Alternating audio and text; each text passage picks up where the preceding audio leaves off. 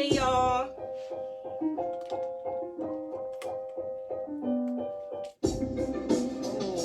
I got a little studio like when I put that on. How y'all feeling today?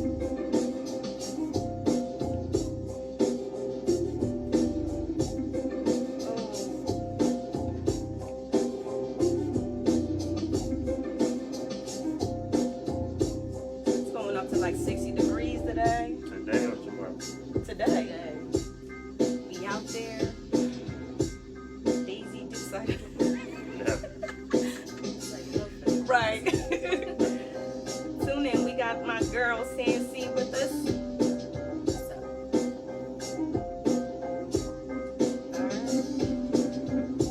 Still got bars. Oh yeah. We were supposed to make a little. Oh yeah, spit a little something on the beat. I swear, every time we just like we're gonna make something up, we never make it up. We just be like, I can't think. I'm about to drop 1,000 bars, so grab a Snickers. Oh, go ahead. So Give me another line after that. Hit pick. Bars. Slide it down. Life was hard. Oh, where's my knickers? Cut. Take that out. All right, reverse. All right, y'all. Hey, y'all. What up? How's it going out there? Got my girl Sancy in the building. That's exactly who I be. We got a lot to talk about today. Like, a lot. Just a lot of heavy stuff, but a lot of stuff that we can learn from and healing stuff. And, you know, we talking some deep topics all the time. And one of them, I was like, I need you on the show, girl. Childhood trauma, right? Yeah. And I feel like it all ties in and it affects your dating life, your relationships, whether it's with your significant other, a relationship with family members or friends. It gets deep in the healing process today. It does. What I always wanted to know was can I ask you a question about your childhood trauma? Sure. All right. So the childhood trauma you endured, for instance, you know, some people were physically abused, sexually abused, mentally abused, emotionally abused. And, you know, we had our talks about what we went through as a child. And do you want to share just something that some piece of childhood trauma that you endured? Y'all ready? So for me, I call my situation, I have double negative parents, and not to bash them, but I'm speaking my truth, which is the truth that everyone has thrown around me from being witness to it. Parents who were there but not there. So from my mother, emotional, physical, you know, things of that nature, where I'm being hit for no reason, just because I want to read a book and you want me to go outside so you can stay in the house up under a man. So I'm taking up your space. Mm-hmm. So I get hit for that because I want to read instead. Mm-hmm. So it was just a lot of negativity, and then being treated less than because my brother was of a lighter complexion, and I was considered very dark to her. Oh. So it was, oh yeah, this person likes him more because he's light skinned, or this person allows him in their house because he's light skinned. And I'm like, what? Am I ugly? Like, what's wrong? You know, what's wrong with me? So that's why that's a sensitive topic to talk about complexion, because I feel like everything is beautiful, you know? Yeah. And I'm grateful to have my grandmother, because she made sure that I knew that I was beautiful, like, you know? Yeah. So, yeah. That constant reminder, you're beautiful, you're powerful, my godmom say something all the time, and I pass it on to my kids, and I say something great is going to happen to you today, something great is going to happen through you today. Of course. You know what I mean? And love yourself. That's needed. We need that. We have to be our community, because what you thought was your community in your household wasn't even a community or a good foundation to begin with, and it sucks, because that's what we go to. Oh, the family. And it's like, damn, you're just treating me like a relative at this point. Where's the family? Yeah. So. Back to that complexion statement. Is that like, in our community, is that a form of self-hatred? Well, from my experience, Mhm. my family back then, you had an array of complexion. So my grandmother, which is my mother's mother, Mhm. she's directly mixed. Okay. So it was like about 9 kids, and my great grandfather was a white Jewish descent Okay. man, and their mother is Blackfoot Indian Right. and black. Okay. So she was very dark. Oh. So you have this dark lady who has her earlier kids, because my grandma was the youngest. Mhm. They're all light, Gotcha. and then you have two who are considered the dark ones. Mhm. So you know the paper bag test that they talk about, Right. where the passable, What? with Yeah. the Paper brown. bag I test. never heard of that. Yeah. Woo. Yeah. So if you darken in the paper bag, what? You're not accepted. You're not accepted. Yeah. Kind of neglected. No, Yeah. I never knew about this. So, sorry, Mhm. but my grandmom's older sister, she would tell me stories, and I can hear the racism in her voice, and I'm like, lady, you're still black. Mm. You know, you came from a black woman. Mhm. We get everything from our black women. You see what I'm saying? Mhm. And she said the N word with the ER in it. Yeah. To And- you or No, but to another relative who was Mm. very like of a darker Wow. complexion, and had the nerve to tell me, That you're you're black. not that dark, because Wow. I come from your youngest sibling who you helped raise. So does that make me more of a favorite, and I'm more of an exception to you? Right.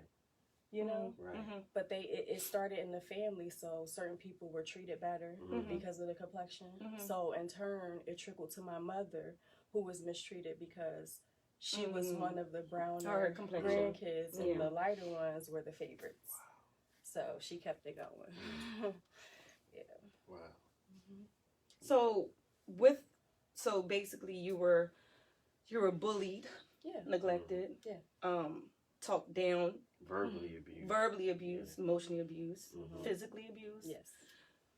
How would you say all of that? You take all of that, you become an adult. hmm How does that affect you as a woman going out into the world and building relationships? Well, for me personally, I had to question how everyone felt about me. Mhm. Do you only like me because of this? Mm-hmm. You know, so do you only like me because, you know, I'm a little lighter than that woman, Mm-hmm. you know? Mm-hmm. Or do you not like me as much because I'm darker than that woman? Do you get what I'm saying? Mhm. So, yeah, it was just, where do you fit in? So you just go into your own thing. It was writing for me. Mm-hmm. I had to write a lot. You know, it was poetry. So I always wrote about my mother and how she treated me. And she never understood what I was saying. I read these poems to her, and she was like, oh, okay. She wasn't listening either. She didn't care. Yeah. You get what I'm saying? She So, hear you, but she not listening. yeah, it's Yeah. a difference, you Yeah. know.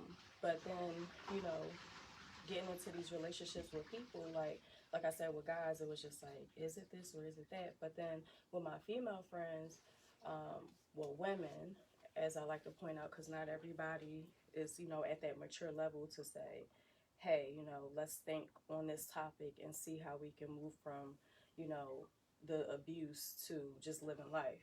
Yeah. You get what I'm saying? So, you know, my friends, they just accepted me just because I was me. So it's just like, am I being me? But I was at all times. You didn't hear me talk about, oh yeah, complexion this. You never heard me. You know what I'm saying? Right. But I'll shut people down when it gets to a disrespectful point, because I know what it feels like to be hurt because of that. Yeah. You know? So yeah, it's a lot. But it doesn't affect me like they thought it would. It didn't, you know, it can't affect me now. It's just that I feel like I have to be a voice for other people and help them and let them know, like, you know, yes, I'm next to you and we see these browns. All these browns are beautiful. Don't let that determine who you are. So, you know, in a negative light or whatever, like, we have to tell each other every day, like, you're beautiful, period. Right. So.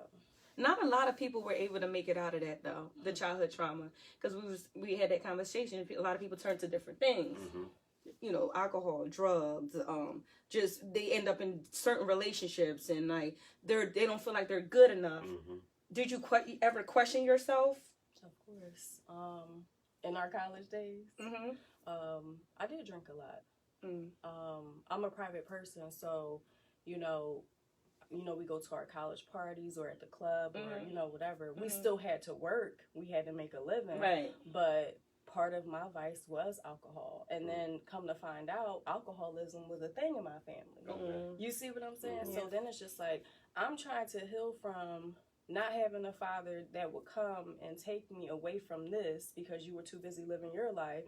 And then I'm stuck with her for this amount of time until my grandmom took me. And then it's like, well, what else is there?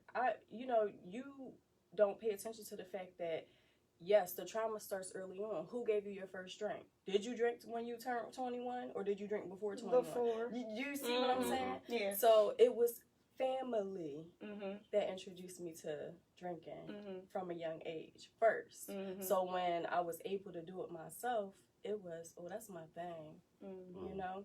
But it's not my thing. Mhm. But this right now, This is what you used to. this is what I'm going to. Mhm. And I loved vodka. That was my medicine. Mhm. And I didn't know it. Mhm. And I can't stand vodka anymore. Mhm. You see? Yeah. So you were drinking to cover up pain, like hide your feelings. Yes. Mm. You said something. You said that your mother, and your father. What happened with your father? So your mom, like. So I don't tell everybody, but it's not anything that's a secret. There was another man who was supposed to be my father, who's on my birth certificate. Mm. And I'm still part of that family, Mhm. but I don't have that father-daughter relationship with that man. Okay. You know, Yeah. it's just everybody knows my place. Just his family side. Everybody. Yeah. I mean, he's aware and he Yeah. still do things, but my biological father, he was a meal ticket back in the day. He had money, Mhm. you know. So Yeah. she was out there, you know, running in the streets, Mhm. you know, young, Mhm. and she met my dad. He was into boxing, Mhm. and he had businesses and whatever else he was into, Mhm. and that was her meal ticket. So anything, oh, I need money for her, but it's not spent on me. Right. I need money for her, you know. Mm-hmm. It was times where he actually tried and wanted to see me and do right, you know, and it was, well, if you take her, you gotta take her brother too, and if you buy her something, you gotta buy him something too. Mm. That wasn't his responsibility, Right. you know? Mhm. So it just made it easier for him to say, okay, well, I'm gonna go do my thing. I can't make enough money for her because this is never enough, and then you just disappear. So he disappeared. Did you see him again? So I would see him at different ages. So he was around when I was a toddler. Go on. He would get in trouble, either locked up or just traveling, living his, you know, good life, because I still had pictures. And he would send me newspaper clippings, all types of stuff, but wow. I never got to share the experience.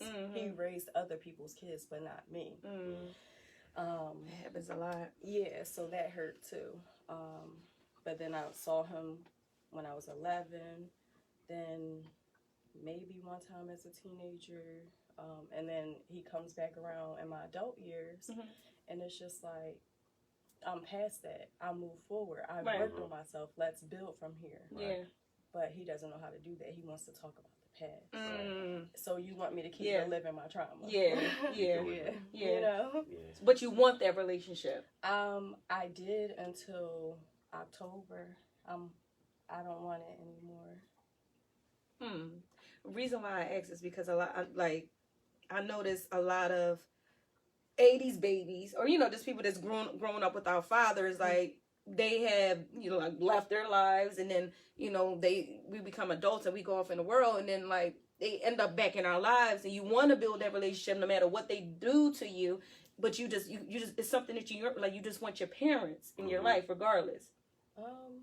So is it something that happened in October that you feel like you would never forgive and go forward with? Like, this is it? Like, you crossed the line? Like, I will... Yes. So it wasn't anything that happened to me. And that's the thing with a lot of us. Stuff happens to us and we just take it. But when you hurt someone we care about, you really get upset. Yeah. And, children are innocent. And my innocence was taken a long time ago. Yeah. So being a mother now... it was basically something in reference to my son, and that was it.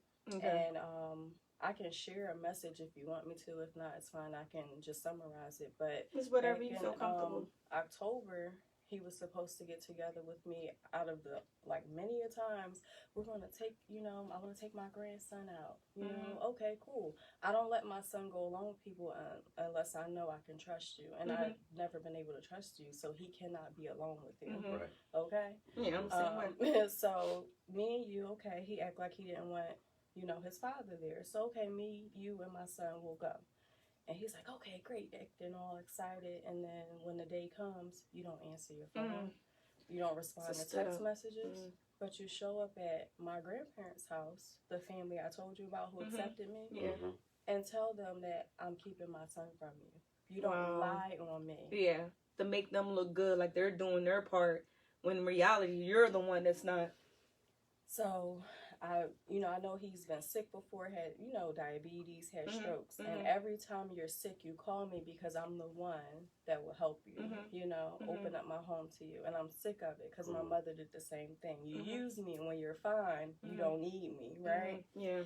So, okay, he disappeared again. And then you send me a text message days after New Year's this year. And says in the message, my doctor said if I could get over you, then I would add 10 to 15 years to my life. And I said, get over me? You sound incestuous. I'm your child. How do you get over your child? What do you mean get over? Like, to forget about you? Like, to move on with his remove life. you from his life. Basically. And I said, you must not What have doctor been is it? honest with your doctor and told him who I am in your life. Yeah. Because I'm not a fling that you could just get rid of. Right. You get what I'm saying? And I, just told him, I'm like, you don't want to work for anything. You just want me to just accept you, for everything bad continuously. You're 50-something years old. Yeah. How much more do I have to take? Right. To be accepted by you. Right. For me. Wow. Yeah. What I notice is a lot of us, I would say a lot of like 80s babies, a lot, when the drug epidemic. What am I saying? Epidemic. So when that came about, and it affected our households, and growing up with so much childhood trauma, we tend to a lot of us tend to be like, you either tough, like get over it. Right. You know what I mean? Like, oh, forget it. I know how to do this, and you overcome. You were overachiever. You do everything, but you never took the time to sit down and like really felt it, like what happened to you. You never really like cried or like talked about it. You forgot it. You wanted to forget about it. Like, just put it to the past. Put it to the. I'm gonna overachieve this. I'm gonna be seceder. But then it comes a point in your life when you're like, you hit a wall and you break down. I hit a wall in my life. I wonder, did you hit a wall in your life? It was like that point that you just was like, like you had to let it out. You had to forgive. You had to like feel everything. And that was the time we went through mindfulness. Like, you have to go through all that, because I feel like when you hold so much stuff in, like anything, you explode. Right. You had to talk about it. It's things that like a lot of people don't want to talk about it. And your courage sitting here right now just makes I hope and encourage other people. And even me, it's some things that I don't even want to talk about. You get what I'm saying? And I commend you for doing this, because a lot of people, or a lot of our age group, they don't want to talk about stuff they've been through. Am I right? You gotta vent. Yeah. Make you sick, give you heartache and stuff like that. You get sick. It's like you have a nervous breakdown, anxiety. It's like, and then people looking at you like, what's wrong with you? Right. And you could have this great life for yourself, but they're like, what's wrong with you? What is wrong with you? Like, you're ungrateful. Horrible emotions. Don't even know what you've been through. Right. Been through a lot. You neglect. Emotional, like I said, that stuff, I feel like the biggest thing out of that, the emotional trauma affects the mental part, and that takes it to a different level. It's like, you have kids and you try so hard like to change the cycle. I'm not doing none of that. What happened to me. I'm not talking to my kids. I'm not doing this with my kids. But then it's like, you kind of like sometimes catch yourself doing certain things. It's like, I have to like when you go away and you just get all of that out of you. You gotta like close in and like just and like express yourself and get it out. And like, I can't explain it, but it's like it was like this feeling where if you don't do it, you're gonna have a nervous breakdown and you ain't gonna be able to get back out. That's true. Like, it was this feeling like, yo, like, You took on too many responsibilities. When is it going to be your turn? Right. When is somebody going to notice that you came so far? Do anybody really notice that, like, as a child going through so much, that you could be dead right now? You could be locked up. You could be really highly still on drugs. You could be one of them people down the street that you see that looks crazy. But you made it out. Yeah. You made it out. And you're going about your life. You succeeded in so many things. Like, I've known you since 2005. Yeah. We literally went through some stuff together. Like, you know what I mean? So it's like, just to know what we went through as kids and like to overcome so many different things. Right. And not every part of a trauma has to be something like just so like the worst thing you could ever think about. Right. Because some people are like, oh, that's it. Oh, that's what you're mad about? Mm-hmm. You don't know how it affected me, though. Exactly. You could have said it to Rainy right here. She would have went off about her way and just didn't think nothing about it. But saying it to me, I could have took it a whole different way, and it could have killed me. Yep. I'm dying in the inside. Like, you don't even know what you just did to me. Like, my whole vibe, everything that's happening is all because that one thing that you said to me or how you treated me. People don't think words have consequences. Yeah. Exactly. Like, do you know that, like, words, I don't even like that saying, sticks and stones may break my bones, but words will never hurt. Words hurt. Yeah, they do. What you mean? They hurt. They do. That's the last thing you remember from somebody, a memory when you was like, no, I'm not messing with that person because they said this. Because words really hurt. Especially when you see that person as some type of authority figure in your life. Yes. Or somebody you look up to. Mm-hmm. Mm-hmm. Not only verbal abuse or, physical abuse. What about the absent part of neglect? Yeah. You know what I'm saying? Yeah. The absent parent. You know what I'm saying? The child starts saying, well, what's wrong with me? That's like a child being in school and none of the kids want to play with him. They got an effect on the child. Yes. Yeah. He start thinking like he feeling alienated, he or she. You know what I'm saying? And that's the type of effect an absent parent has on a child. And they try to come back around and explain, well, what's going on? Like, or they try to spin it or finesse it away to blame it on the child when it was really your absence. You just think maybe because it wasn't no type of physical abuse or emotional abuse, or sometimes that absence, and it just has a bigger effect than anything else out of the neglect you can give to a child. Very true. Mm-hmm. Yeah. I know that a lot of things help is writing. Mm-hmm.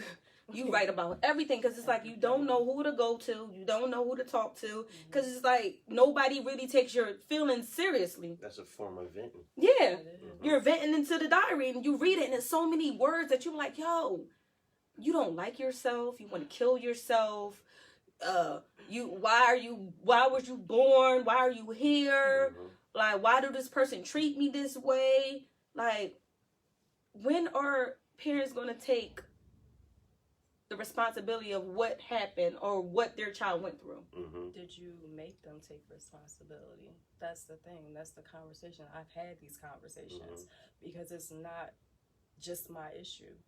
You treated me this way because you went through this. That did not make it right. Exactly. So you kept the cycle going. Right? When they say we have to break the chain. Right, yeah. So, I don't mind it starting with me, but it shouldn't have to have started with me. Exactly, yeah. You get what I'm saying? You could have been the one to change it. Thank you. You know, his dad wasn't around. And, back in the day, they, believed in getting married and having families.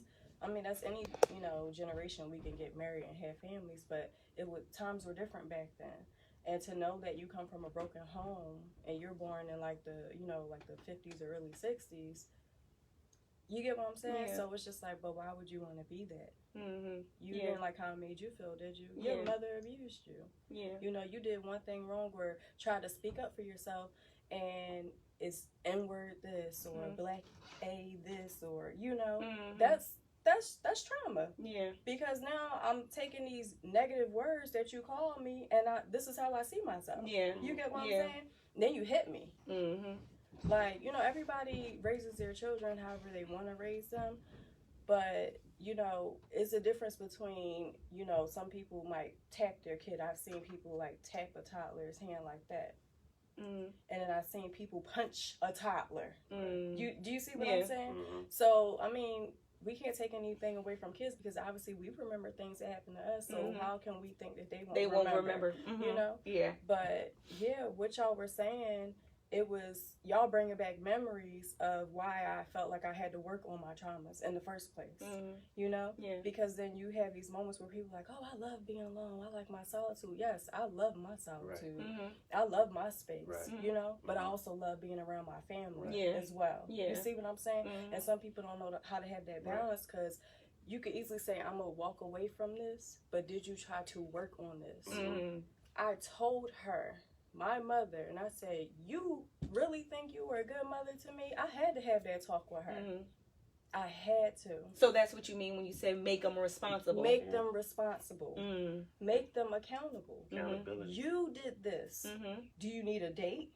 Because I could go back to an age. That memory, because the way trauma hits you and affects you, it's some people put it off where you can't remember. Because it hurts that much. Tuck it away. It hurts that much that you just say, I don't want this. I don't want it. So it's gone, you know? And I'm okay. But you're not okay.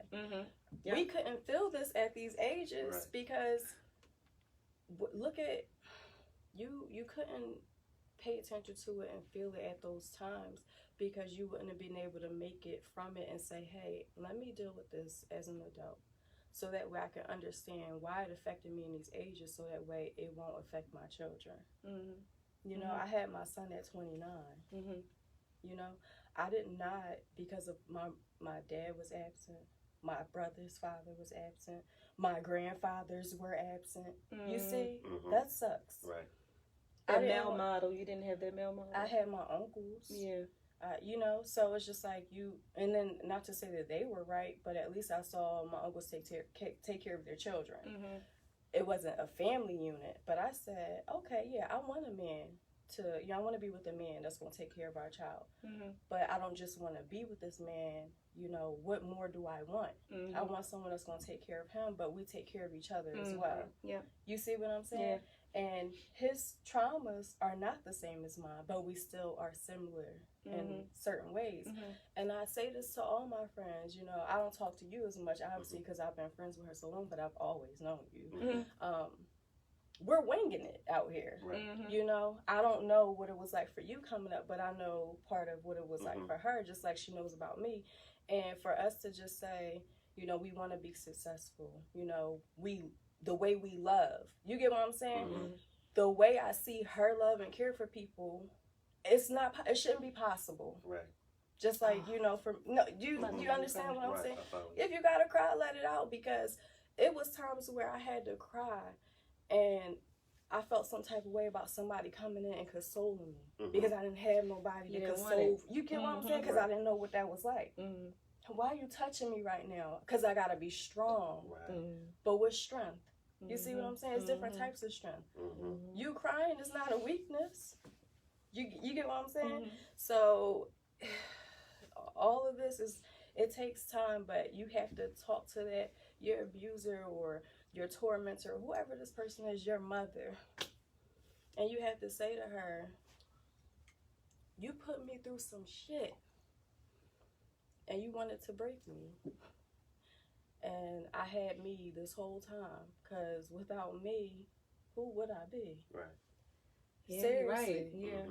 And I think people like my grandmother who have been through what they've been through and said part of it stops with me, but I can't control how your actual parent was. But I'm going to love on you some kind of way. And it might not have been totally right, but it got me through.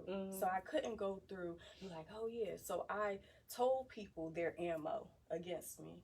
Oh yeah, my mom don't take care of me, so what you got next?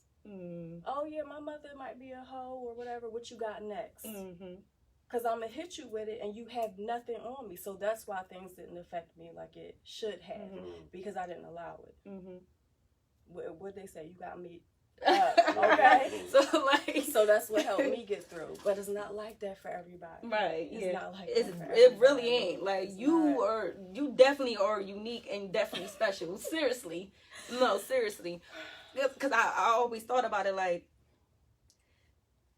when you even stepped to being in a relationship, did you even want a relationship? Like, No. like, so you didn't want to even want a relationship till you was what?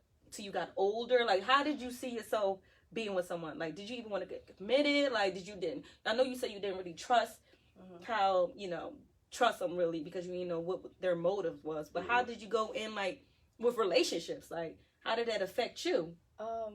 Well, we a lot of things that we are taught obviously is not just from our, at home. You learn things when you go out into the world, school, work, different environments you're put into. And I just knew that I didn't want to be I didn't want anything like my mother, where you're okay being someone's side piece, or then when you decide you want a relationship, you don't know how to be in a real relationship because you're selfish.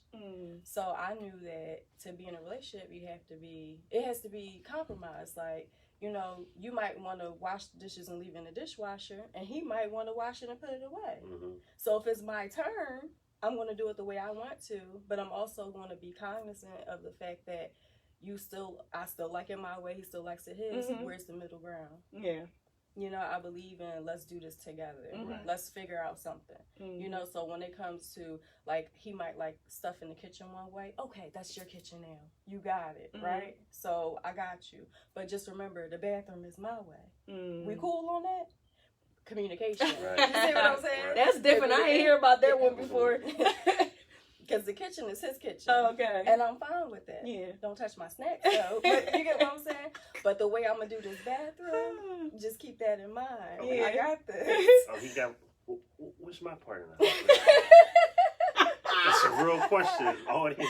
So when you say the kitchen, like, meaning, like, he's responsible for, like, keeping it a certain way? Or he likes things a certain way. Because I prefer him to cook because I love his cooking. But it's things that I cook that I cook better. Okay. So it's like, okay, we agree on making sure the dishes is washed. Yeah. But where the placement of the dishes. Oh, so that's him. Yeah. I don't know. Yeah. Is this my sanctuary, baby? I feel like you're taking over down here. I ain't gonna get into it. This is yours. This is yours. This would be mine. But I got cussed I like out my steak. because it was a stain on the carpet. All right, cut. Take that out. Yeah. Oh, but that's that.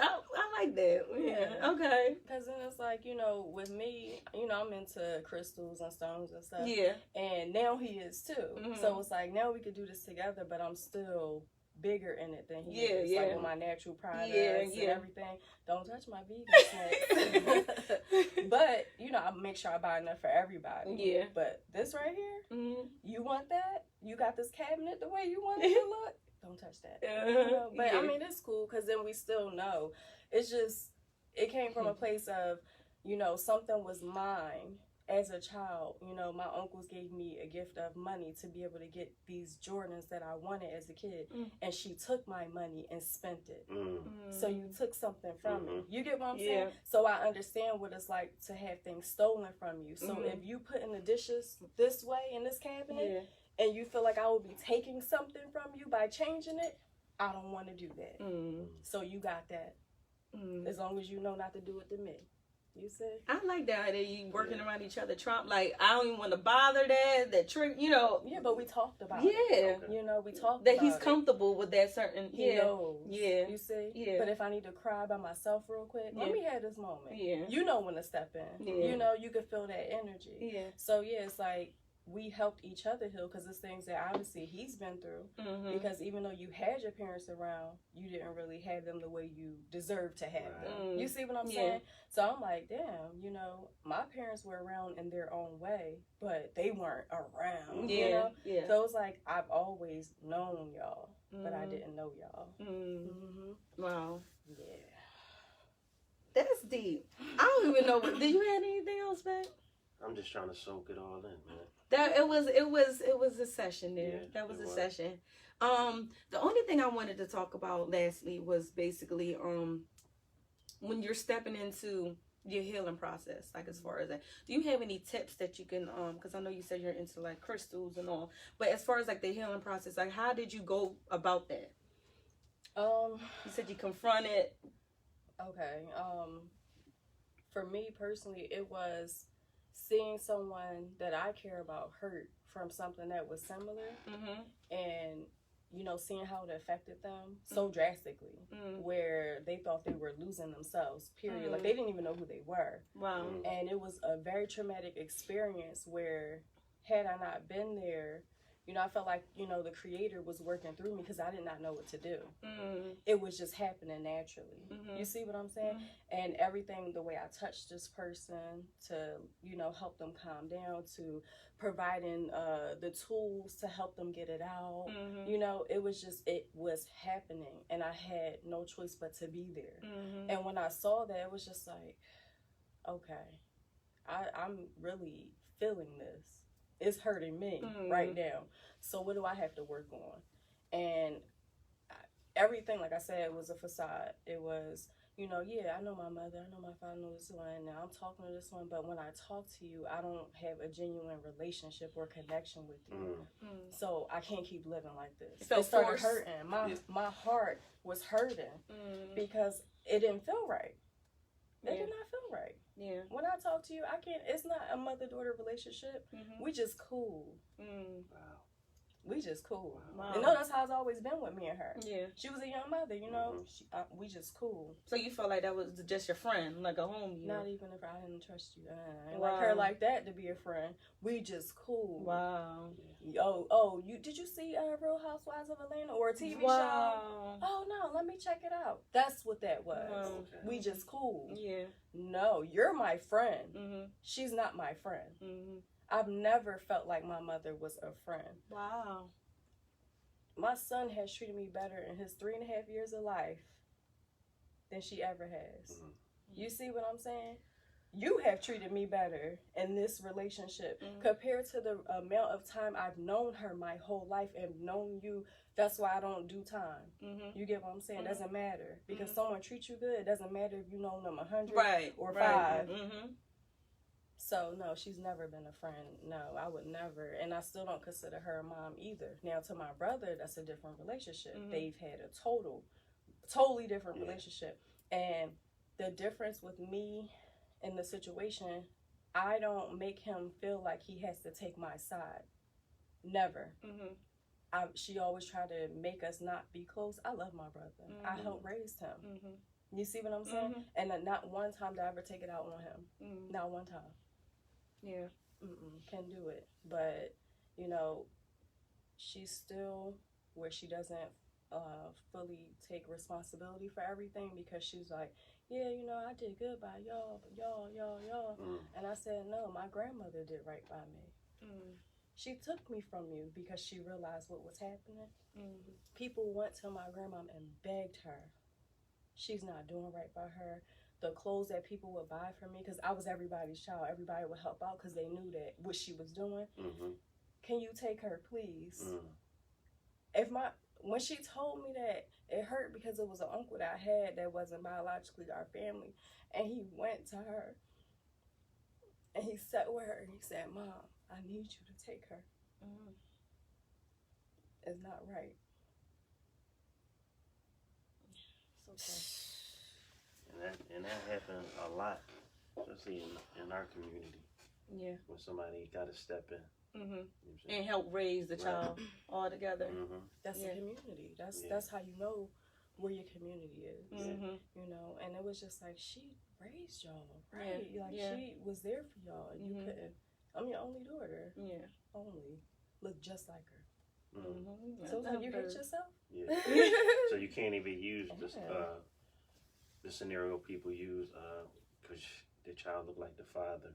Oh, that's another one. I can't stand you because you look just like him. That child you look just like her. Nothing to do with it. My son looked like his dad. Everybody tell me that. Even though I think he looks like me.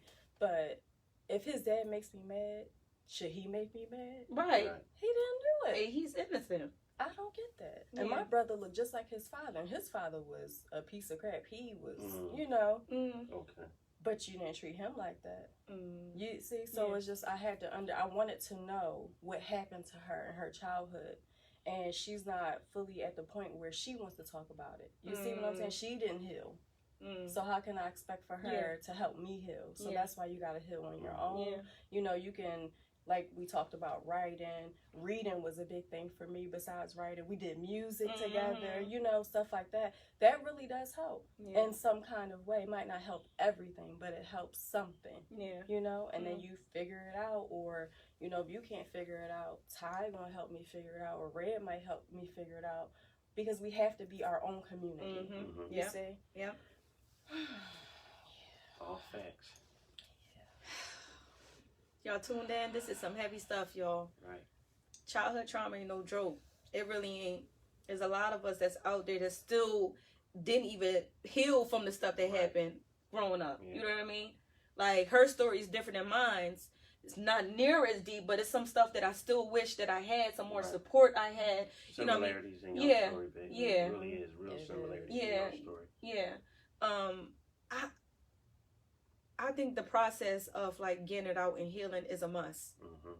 It would be a real deep down spiral, and like one of the moments when you just like, I know people then broke down, and it was just out of nowhere. You like, what's wrong? What's wrong? It's because it's no time, there's no date. It happens out of nowhere. You get what I'm saying? So it's like, when I look back at some of the people that I've grown up with and see where they are today, I'm like, you can't even judge, man, because you just don't know what they went through. We were all innocent children, just in, you know, elementary and middle school. You see them as adults, you're like, damn. You travel through life trying to fill that void. You're trying to find something, find anything. Like, and we give them titles. We give them drug addict, a hoe. We give them all types of, but don't even know their story behind it. That's why I really go by that motto: be kind to everyone, because you really don't know what's their story. True. Exactly. You know, and kids these days, these millenniums, they really taking that stuff to another level with this social media and the internet, and they, come on, man. They betray anything. Listen, on that social media. The suicide for these kids from bullying, I have never grown up, like, we took it, but we might have ended up some type of way, but these kids are really ending their lives. And now you're getting exploited across the globe now. Usually you get exploited between, you know, your friends from your neighborhood. Now you embarrassed in front of 3 million people now. They're ending their childhood trauma before they even become adults. I don't even want to deal with this no more. I want to leave. But why? Everything is being forced on them. It was, you know, you talked about the millennials and stuff like that, and I see it with, you know, my cousins and just kids in general, you know, because I feel like we have to be a voice for them. And the first thing that we were taught during our time was stay in a child's place, right? So then we tell for your britches, boy. You know, right? I heard that a lot. Stay in your place, stay out of grown people conversations. But why are you having this conversation in front of me? Exactly. There we go. So I mean, what do you really want? You just really want to be like, mind your effing business. But because you're an adult, you feel disrespected, but you weren't doing the adult thing at that time. You know, and social media was forced. All of this was forced onto these kids, you know. You know, you might not have time because you got to work, or, you know, you might need this nap or whatever. So go watch TV. That was our social media. There wasn't nobody on the other end telling you something else and telling you come meet me. It was none of that. It was just watching television. When you were able to get on the phone, that was a big deal. We didn't have the cell phones like that. Right. So the landlines. You know, hold on, I got my other line, or I got a one-way or three-way. So that was our thing, and they had the what was that call line? The party line. Okay. So that's what I'm saying. That was our version. And then MySpace comes out during our time, and you know, Facebook was when we hit college, because before Facebook was open, it was only for college. I think they should have kept it that way. For real. We were at that time. It just started. It started in 04, and we, you know, so it was just. All of this was just forced out of nowhere. So now they have access to everything. And that's a big force to reckon with. You see what I'm saying? We got to ease them into it. You know, my son is only allowed a certain amount of time to do his, you know, to learn on YouTube, like ABCs, you know, stuff like that. But what else is he watching when you walk away? Listen, anything can be clicked on. them You YouTube, know what I'm saying? yeah, Okay. yeah, And they just pop up. you think it's a cartoon? They end up being naked on there, Right. grown people sex. I'm like, is this Mickey and Minnie? It's some real sick people out there really creating these things. You know, you can have that type of content on YouTube. Yeah, and you could still put kids only, and they still will pop up because it's animated. That is very true. Yeah, that is very true. So, I mean, that's when we as parents take accountability and responsibility to know, and then you have to add these. You know, if they won't censor it, what are you going to do? Parental you got to do your own. You got to do your own thing, but that's, you know, what calls being an active and involved parent because you know what's going on. Yeah. They didn't know I was up late at night acting like I'm they know watching HBO. Yeah. Right. You know? Right. Cinemax. That was different, though. That's Cinemax. Oh, that was something different. Yeah. I know about the Cinemax. So, yeah. So, well, back to like the bullying, as far as like dealing with the childhood trauma, but dealing with it universal, like dealing with it. I feel for these kids because they can't get away from it. At least we could have closed our room doors and like they got to go back to it, and these kids getting phones younger and younger. Man, I didn't get a phone till I was 14, if that 15. These kids getting phones at 7, 8, 6, 9. And I was on that strict, like, no, don't get the kids no phones. Well, nowadays, I wanted the kids to have it for like a tracking device. Yeah, I mean, and I always go back to what was our tracking device? I walked to school like blocks and blocks. Okay. Get there. My tracking device was my mom yelling out the bedroom window. Oh, what? Oh, babe. You were here on another block? What? Oh my God. Look. You better respond. Yeah. Oh, goodness. Deep topics. Yeah, let me know your thoughts, guys. What do y'all think about this topic? Chime in. Have you been through childhood trauma? How did it affect you? If you don't even want to chime in, let us know. Do you really agree that these topics are really affecting us as adults out here? Like, we really out here trying to heal ourselves, heal each other. You know what I mean? Holding on to each other. But it's so many people out there that just... they ain't for the people.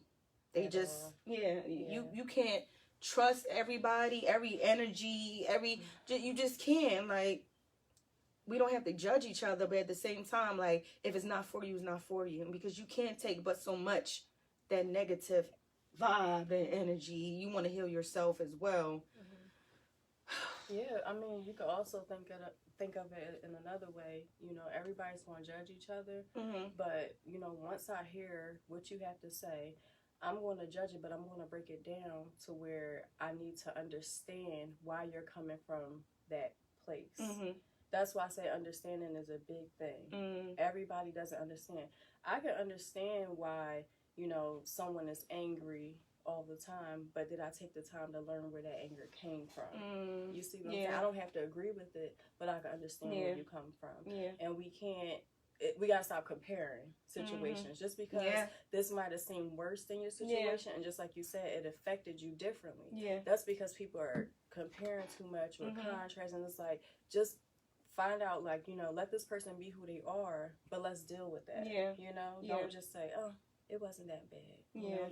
So I agree when you said that. You know, but we gotta work. We gotta do the work. Definitely. I just don't, like you said, just that before we end about the comparing thing, like, a lot of people look at you from the outside looking in, and they think they're like, oh, you're doing a good, you know, they watch your life and then just think everything is, you know, all peachy. And it's like, as soon as you get into that mode when you're trying to self-heal and self-care, and you start saying, you know, shutting down and like, we're not shutting people out. I'm just like, I have to put myself first, and no's now, no more yays, because I have to work on myself. And it becomes a thing like, oh, you too good, or you better than me, you selfish. Why? Because I want to invest in myself, my self-care, and myself. Like, so that's that comparing. Like, don't compare my life. You don't know what I've been through. I don't know what you've been through. We let us, like, that judging part. Like, we're going to judge, at least do it from that perspective. Like, okay, let's talk about this. Let me see if I can open up your mind a little bit more. Exactly. Wait. All right, y'all. We love y'all. This was a heavy topic, but we about to go on a brunch date. Do it. we gonna start getting some smiles in there. Yeah. Okay? All right, love y'all. I see you. I Peace, feel love. you. Peace and love. Okay. And everything in between and around. We out.